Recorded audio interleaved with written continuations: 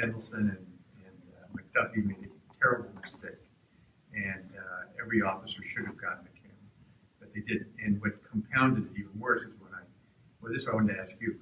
I understand that the first 200 or 400 are going towards 5 and 8, 5th and 7th, so 5 and 8. And 7th district. So when I said to McDuffie, what's going to happen is my ward's not going to get the cameras, and sure enough, we didn't.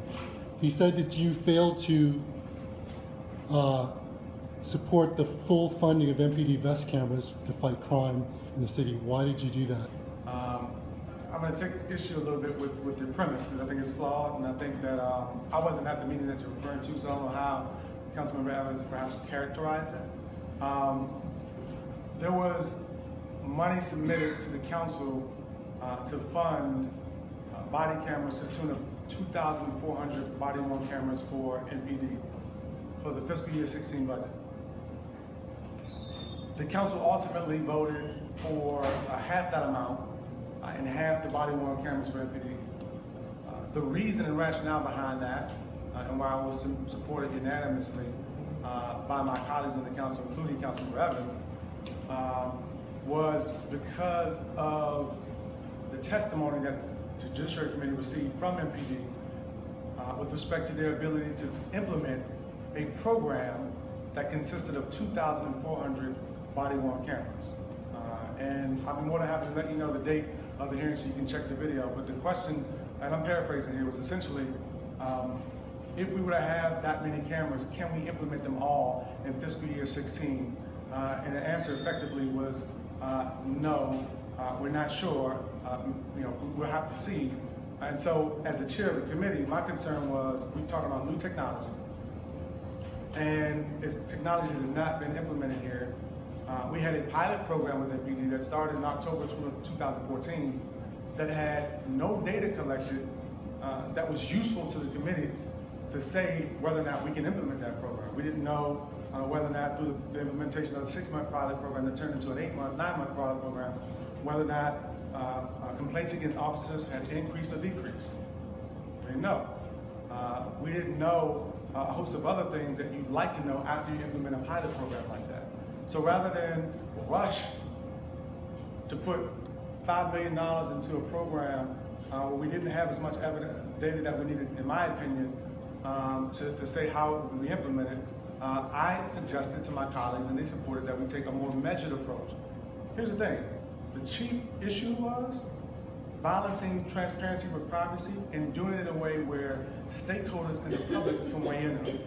Had we supported $5 million in an FY16 budget, nobody in this room would have been able to ever testify and say whether or not they think we should do it. What I supported was a more measured approach that really shined some light on the process and got people to be able to come down to the Wilson building and testify as to what they thought. And so I think we're at a good place right now. If all goes well, we'll have the 1,200 cameras implemented in FY16, and that's over and above the 400 that MPD already has. So you're talking about 1,600 cameras. You're talking about one of the most extensive body-worn camera programs in the country. I'm a huge proponent of body-worn cameras. What's the, I don't even know, what's the latest? So because of the shift in the funding, we have just 400 cameras out right now. We rolled those 400 cameras out in the 5th and the 7th districts, so Ward 5 and Ward 8. We picked those districts because those are the districts that have the highest density of police officer interactions with community members. I mean, they're densely populated. There is, more incidents of crime and non-crime incidents where police officers are engaged with community members. So it just makes sense for us to roll them out there to start with. We're not getting 2,800, which was originally what was budgeted, which would have really covered all of the 7 patrol districts, all the uniform officers on the street, the frontline officers. So what we're going to end up with now is about 1,200 cameras, and it'll be about 200 per district. We also have some of the specialized units that we want to have covered. So a total of 1,600 cameras. 1,200 in fiscal year 16. We have 400 now. So 200 per district. So you will have some. They just won't be on every officer like we really wanted them to be right now. And we're going to try and find ways to get additional cameras. We have some federal funding that we're looking at. It's for traffic enforcement programs, where we can put them on traffic officers and some other things.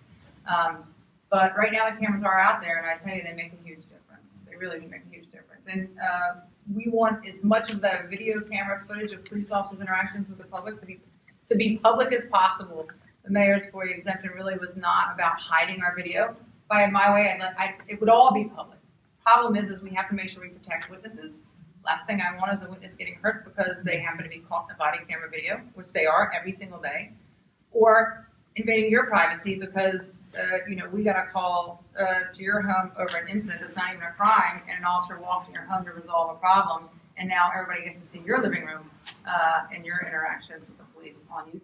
That's not fair, and it's not right, and we have a strong interest in protecting privacy and safety of our residents.